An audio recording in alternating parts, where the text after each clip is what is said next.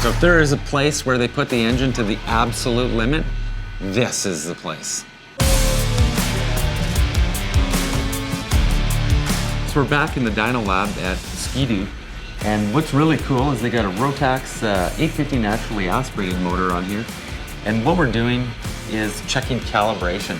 So inside a facility like this is very elaborate, and they can simulate a lot of different situations that can be in the field. So if they're looking for something very specific, this is where they can run repetitive tests so that these things run like sewing machines. This is the Rotax 850. In the two-stroke world, this is the pinnacle of performance and durability.